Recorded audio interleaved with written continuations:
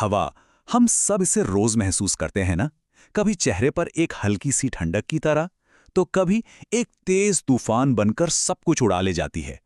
पर कभी सोचा है कि ये जो हवा हमें दिखती नहीं, वो आखिर पूरे ग्रह पर घूमती कैसे है? तो चलिए आज इसी के पीछे छिपे विज्ञान की परतें खोलते हैं। तो सवाल ये उठता है कि आखिर वो कौन सी ताकतें हैं जो हवा को चलाती हैं। देखिए, हवा का चलना कोई रैंडम घटना नहीं है। इसके पीछे ना फिजिक्स के कुछ बहुत ही सटीक नियम काम करते हैं। ये एक पूरा सिस्टम है और आज हम इन्हीं नियमों को एक एक करके समझने वाले हैं। तो सबसे पहला सवाल तो यही है कि हवा चलना शुरू ही क्यों होती है? मतलब इस पूरे मूवमेंट का इंजन क्या है? कहां से आती है ये ऊर्जा? यहीं पर हमारे सामने आती है पहली और सबसे जरूरी ताकत। इसे कहते हैं प्रेशर ग्रेडियंट फोर्स या पीजीएफ। अब ये नाम थोड़ा टेक्निकल लग सकता है, पर इसका कॉन्सेप्ट बहुत सिंपल है। इसे ऐसे समझिए जैसे पानी हमेशा ऊंचाई से नीचे की ओर बहता है ना? ठीक बिल्कुल वैसे ही हवा हमेशा हाई प्रेशर यानी उच्च दाब वाली जगह से लो प्रेशर यानी निम्न दाब वाली जगह की तरफ भागती है। बस यही प्रेशर का जो अंतर है, यही वो धक्का है जो हवा को गति देता है। अच्छा, तो ये हाई और लो प्रेशर बनता कैसे है? इसका सीधा सा कनेक्शन है तापमान से।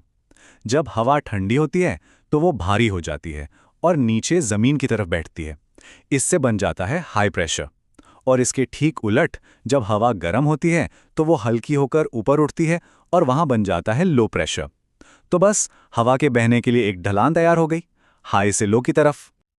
अब देखिए, अगर हवा सिर्फ हाई प्रेशर से लो प्रेशर की तरफ सीधी लाइन में चलती तो मौसम का अंदाजा लगाना कितना आसान होता। लेकिन ऐसा होता नहीं है।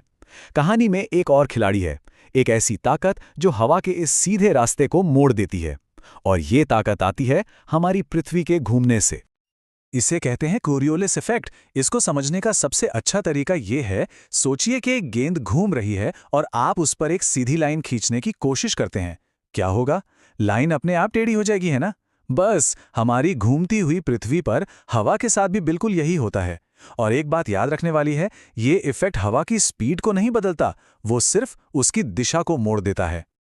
और अब यहाँ चीजें और भी दिलचस्प हो जाती हैं। उत्तरी गोलार्ध में, यानी जहां हम रहते हैं, कोरियोलिस इफेक्ट हवा को हमेशा उसके रास्ते से दाईं ओर यानी राइट साइड में मोड़ देता है। और जानते हैं, यही वो वजह है कि हमारे यहाँ जो चक्रवात यानी साइक्लोन्स आते हैं, वो हमेशा घड़ी की सुई के उल्टी दिशा में यानी काउंटर क्लॉकवाइज घूमते हैं। ये दुनिया भर के मौसम को तय करने वाला एक बहुत बड़ा फैक्टर है। तो फिर दक्षिणी गोलार्ध में क्या होता होगा? जी हाँ, वहां सब कुछ एकदम उल्टा है। हवा अपने रास्ते से बाईं ओर लेफ्ट साइड में मुड़ जाती है और इसीलिए वहां के चक्रवात घड़ी की सुई की दिशा में यानी क्लॉकवाइज घूमते हैं। ये बिल्कुल ऐसा है जैसे उत्तरी गोलार्ध की एक मिरर इमेज हो। ठीक है, तो अब तक हमने दो ताकतों को समझ लिया, एक जो हवा को धक्का देती है और दूसरी जो उसे मोड़ती है। लेकिन एक तीसरी और आखिरी ताकत भी है जो एक तरह से ब्रेक का काम करती है, और इसका असर सबसे ज्यादा पृथ्वी की सतह के पास होता है। और ये है फ्रिक्शन यानी घर्षण बल।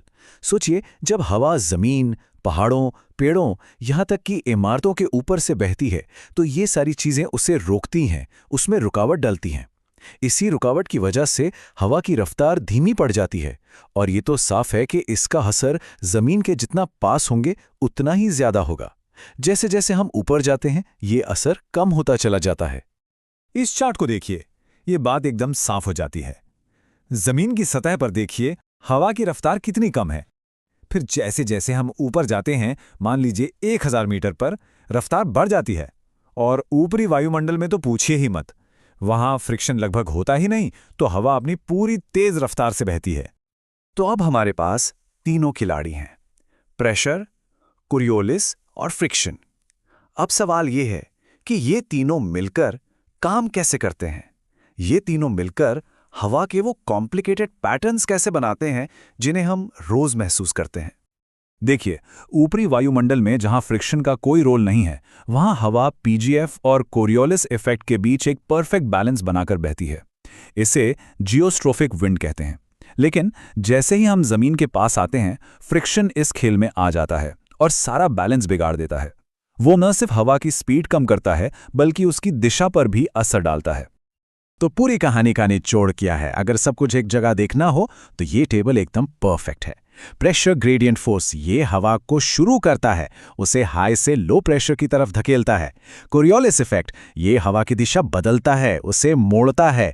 और फ्रिक्शनल फोर्स ये हवा की स्पीड को कम करता है, उसे धीमा करता है। बस हवा की पूरी कहानी इन 3 नियमों में ही छिपी है।